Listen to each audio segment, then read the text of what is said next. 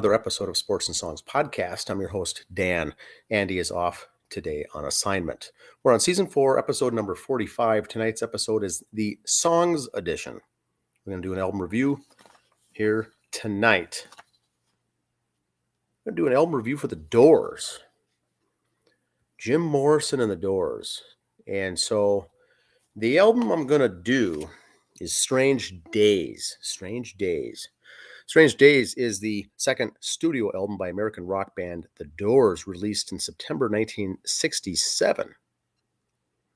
It was released on Elektra Records.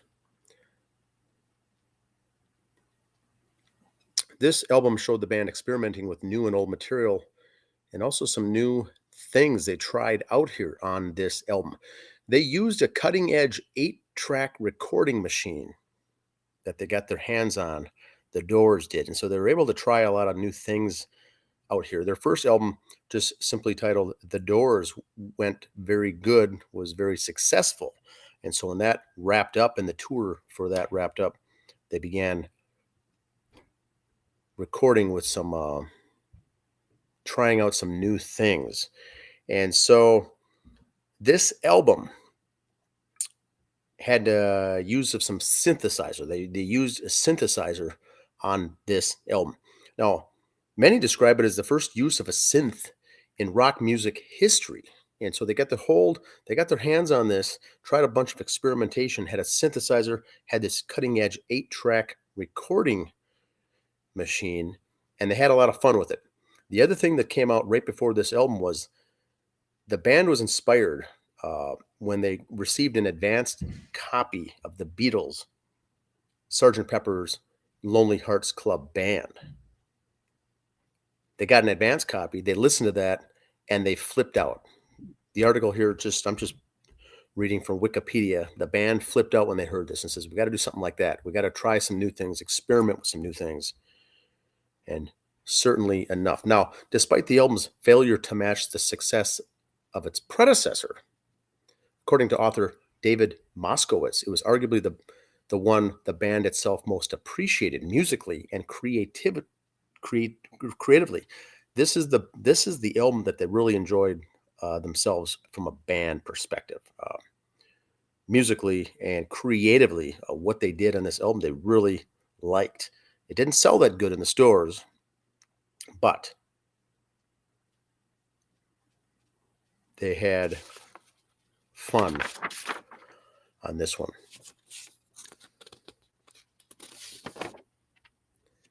The album cover, let's go to that. Strange Days. So I've got it up on the screen here, Strange Days. It depicts a group of street performers in New York and Manhattan. Actual street performers could not be located for all the designated roles. So they had 5 or 6 roles here. They brought in people to play the roles. They brought in 2 dwarfs, a large man, a large bald man, and some pantomimes and jugglers and whatnot. Well, they couldn't find all the roles. So the assistant stood in as a juggler, and they hired a random cab driver, paid him $5 to hold a trumpet up to his mouth as if he's playing it.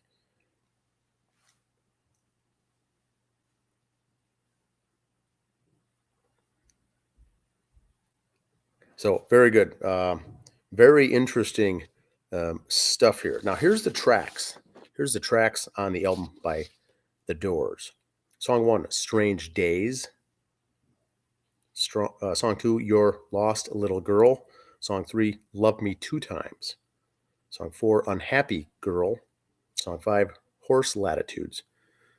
Now, Horse Latitudes, very interesting here. It really showcases Jim Morrison's spoken word poetry. He confirmed that he did pen this poem during his high school years. However, many people never really believe that because Horse Latitudes, the words are too mature for someone to be written in high school. So they don't believe that. They don't buy that story, but it could have been. Jim Morrison was a poet. Very interesting. Moonlight Drive is the song number 6. Next song, People Are Strange. Now,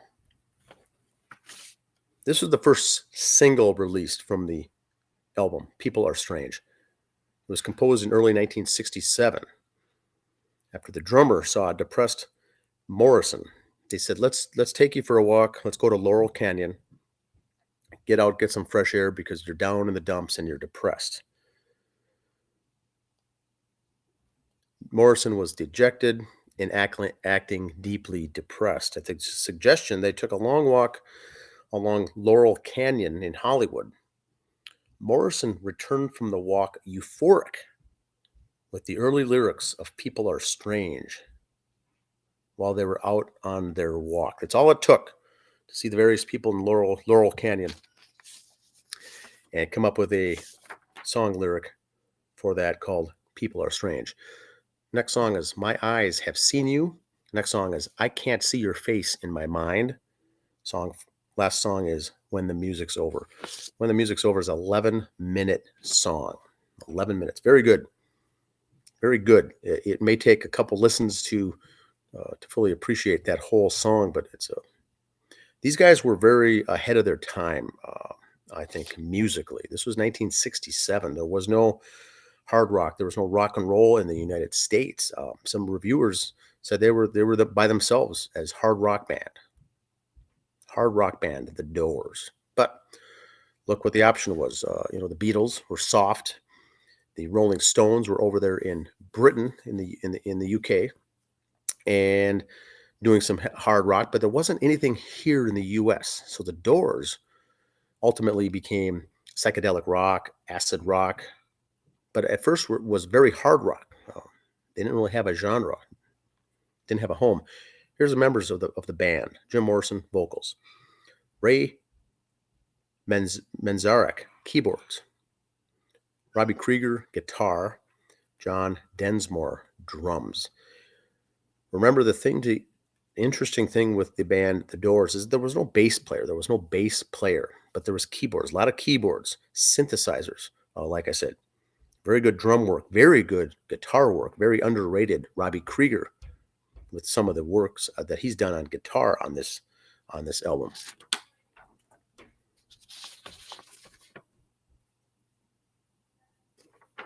Now, the last song, When the Music's Over. Back to this 11-minute song, When the Music's Over. Actually, the part there on keyboard, the keyboard part was actually inspired by Herbie Hancock's song Watermelon Man. I thought that was very interesting. Watermelon Man by the ever-popular Herbie Hancock.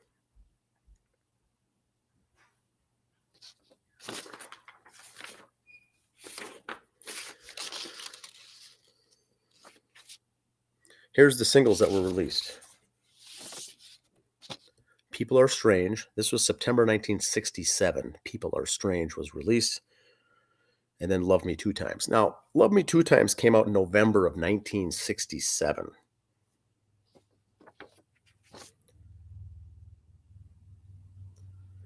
At the time, that song and its lyrics were considered to be somewhat risque for radio airplay. In fact, it was banned in New Haven, Connecticut. They would not play that song because it was too controversial, much to the dismay of the band. Remember, these guys weren't bad guys back then. They weren't trying to get into trouble and do things that were cutting edge. So they got banned, and they were kind of surprised by that. But very, very interesting. This album is 35 minutes long. Released on Elektra, like I said. Did not do that well on the album sales. Did not do that well. The first album was going gangbusters on that 1967 debut self-titled album, The Doors, and that was still selling. So by the time this one came out, people weren't that interested. Now, the last thing is the album itself. One of the reasons that it did not sell, if you see the album cover is there on the screen, nowhere on the album cover does it say The Doors or Strange Days, except for that poster in the back. Poster in the back is a musical poster of The Doors, but it's small. And over the front of that in the lighter color is Strange Days. That's the title of the album. But one has to look very close to even see it.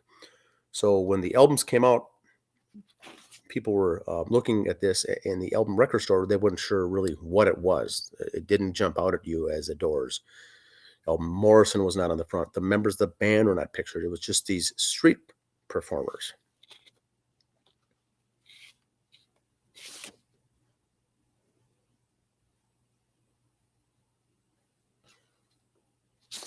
And so some of the record stores,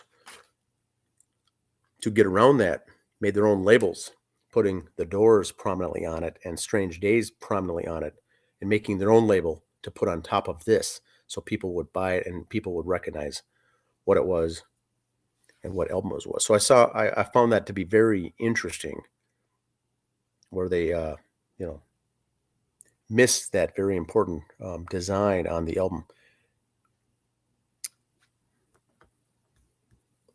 That is it. Once again, my name is Dan. This is the review of The Doors' Strange Days, 1967. Please leave your comments and questions down below. Thanks for listening.